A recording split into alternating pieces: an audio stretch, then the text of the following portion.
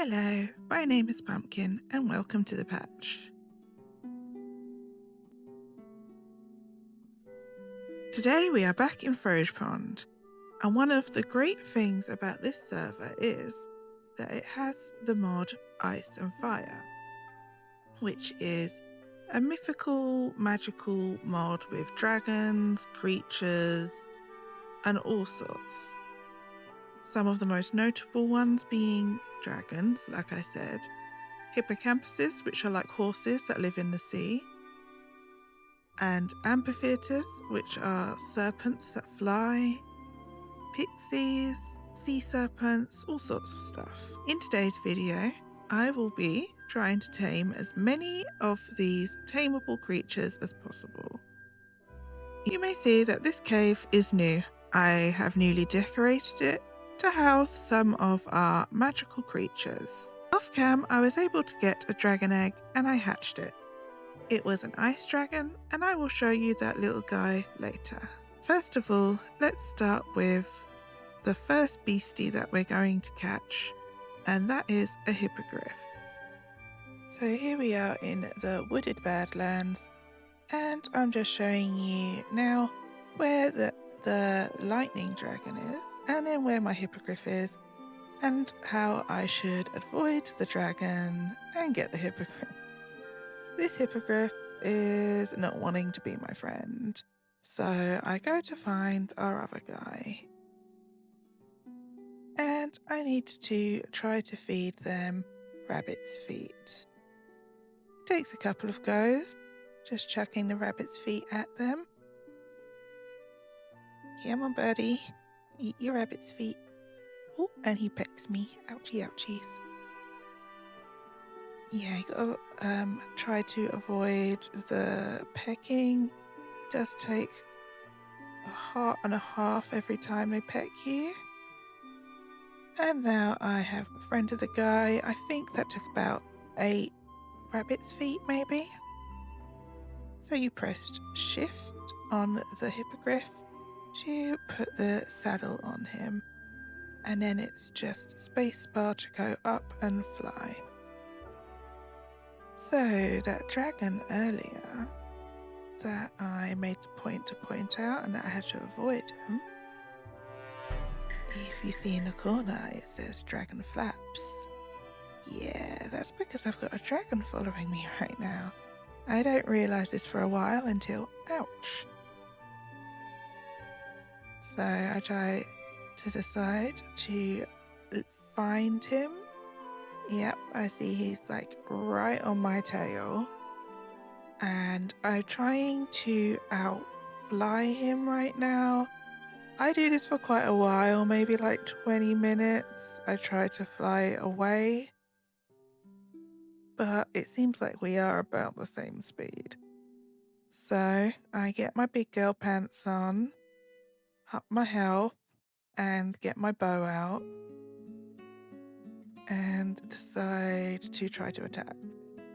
So this does get it off my back. I am struggling to get off the hippogriff here, so I plummet into the ocean. I did what they said to do on the Ice and Fire mod wiki, to press X to try to go down, but I don't know, it just wasn't working. So I plummeted out of the sky and kind of panicked to figure out what to do. I was trying to lead him to a waypoint and realised there was no way I would get him up that tower. So I go to fly again and go to plummet out the sky again. I put a lead on him just now, and I use the waystone to go back home. So here's my little guy back home. I did decide to name him Obsidian, seeing as he's nice and dark colour. And he just kind of lives here. This is our hippogriff. As you saw, it was quite a journey getting him being chased by a dragon. That was fun. I named him Obsidian, and he is a sweet little guy. I still haven't learned to go down. I have done what they says on the wiki, but for now, this little hippogriff will be land-bound and just live here. So, what will be the next beastie that we catch? Well, I think I'll show you the dragons. I didn't get a dragon egg. In these recordings, I didn't actually find a dragon egg, but I found a dragon underground and I found a dragon up top. So you can see what both types of environments are like to find a dragon. So the lower level ones are obviously easier to kill, but I will show you exactly what it is like to try to kill one. Because unfortunately, you need to kill them to get a dragon egg.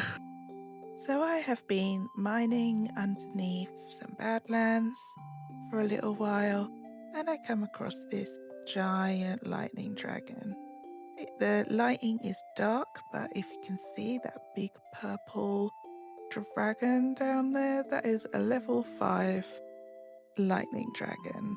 And I am going to be a Weenie Hut Junior and show you how to do it the scaredy cat way of how to kill this lightning dragon. So I start by digging out myself a hole in the side of the wall, and from far away try to hit them with my arrow to get their attention.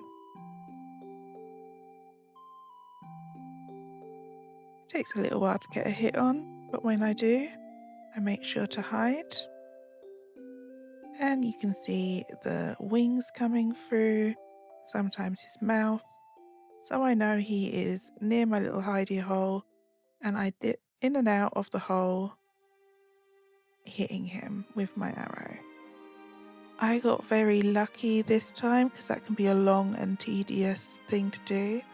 But like I said, I got lucky and he got stuck on these stone pillars coming down. And I was able to just keep on getting hit after hit on him there. You can see he has now gone down, and it's time to figure out if they have an egg on them. So like you can see right here, it says level 5 lightning dragon. You have to crouch with nothing in your hand to loot the body with the scales, the heart, the flesh. And after you've got them, that will let you know if they got an egg. And no egg. Gone to skeleton. This was a boy. Boo hiss boo. No egg. But lots of loot. So this is an above ground dragon. The above ground dragons only get to level 3, so about medium size. And this is another lightning dragon. I go for the same hidey hole method and then get up nice and close to them to get their attention and run back to my hidey hole. Again, is the Weenie Hut Junior way of doing it. I don't fight them with a sword or anything. It's just hit them with an arrow, get their attention, run away and hide, repeat.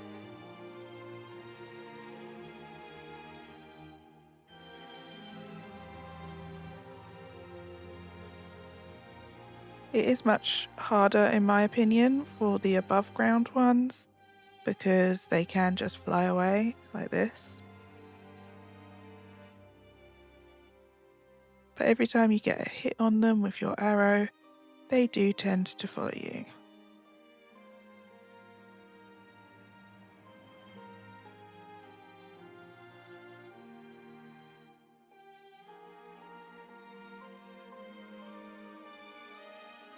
I just think that this is some pretty footage of the dragon flying in the sunset.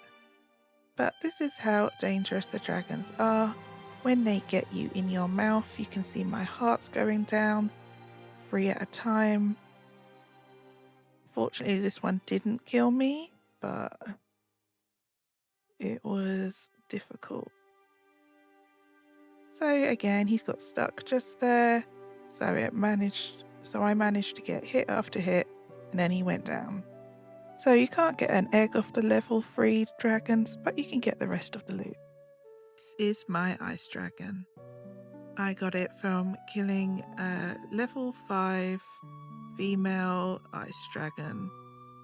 Like I said, I did this one off cam, but you're able to get the gist of what you would have to do. I named it Haku from Spirited Away, and at the moment she is snoozing away. She is a level 2 at the moment. I don't want to get her too much bigger than this because I want her to live in this space here. Because she's an ice dragon, I'm going to decorate this part with ice. I haven't got the materials yet, but I have some ice crystals and I have some packed ice that I will decorate her little cave. I'm thinking maybe I'll get her to level 3 because I believe you can ride the dragons at level 3. I have a dragon horn, which I can actually store the dragon in. I was gifted this by a lovely member on the Froge Pond, so I don't actually know how to make it. I just know that you can store the dragon in this dragon horn and then you can take it out with you and let your dragon out whenever you want, so you can travel on your dragon. Obviously that's very good for me as I have got her in a cave at the moment and she definitely won't fit out the door.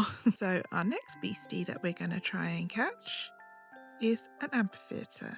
Like I said earlier, these are kind of serpents with wings. Let's see how we get on, huh? Now we are in the jungle looking for an amphitheater. I found one here flying around. I need to get a hit on them so they fall to the ground. You don't want to see how many times I tried to hit the amphitheater beforehand, but here I am hitting it and it's on the ground and I have to mount it and survive its attacks until I have tamed it. As you can see, my heart's going down rapidly. I was really worried I was going to die, but I did make it. But this is how long you have to survive on the back of it, so make sure you've got good armor. And now I'm just flying as you would when you are gliding. He does go down if you don't keep going up. As you can see just there, he keeps on falling down. You need to keep on pressing up to stay in the air. So I'm flying back home as I didn't go that far to find him. And I'm going to settle him down outside my house. So here is my amphitheater. They are a lot bigger in real life. I've only ever seen them flying about in the sky. So when I actually got this little guy here and got her to sit down, I was quite amazed by how big she is. But I have her outdoors. I would like to make a little nest for her to sit in. I've named her Sapphire because she's blue and she's very easy to fly, as you saw. She is actually one of my favorites. She wasn't too hard to catch and she looks so beautiful just curled up here sitting. So now that that adventure is done, who are we going to be catching next? So we are going to go after a hippocampus next, which, like I said earlier, is a horse that lives in the sea. So here I am in a deep ocean and I have found a hippocampus. They are pretty easy to find. They are passive mods. They don't hurt you. They're very easy to tame. You just give them kelp over and over again until they become your friend.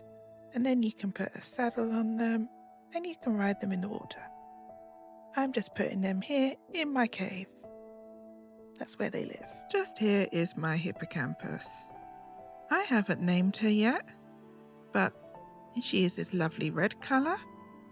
I think she suits the contrast of this area, as I've gone for pretty much all blue little critters without realising. She is literally the first one I came across. Hippocampuses are pretty easy to find out in the wild. There is a trinket I can find that is a necklace that I can put this little hippocampus in and have it come out and about with me. and then I just release it from the necklace when I need it. So I'll be on the hunt for that little necklace so I can take them out and about with me, and they don't have to just stay in their little pond here. So last but not least, the next little critter I want to try to catch is a pixie. Here I am in the enchanted woods, and I have found some pixies. Of course, they are so high up in the air, so I will build up and catch one in the jar. Once I have them in the jar, I release them out into my house and throw cakes at them.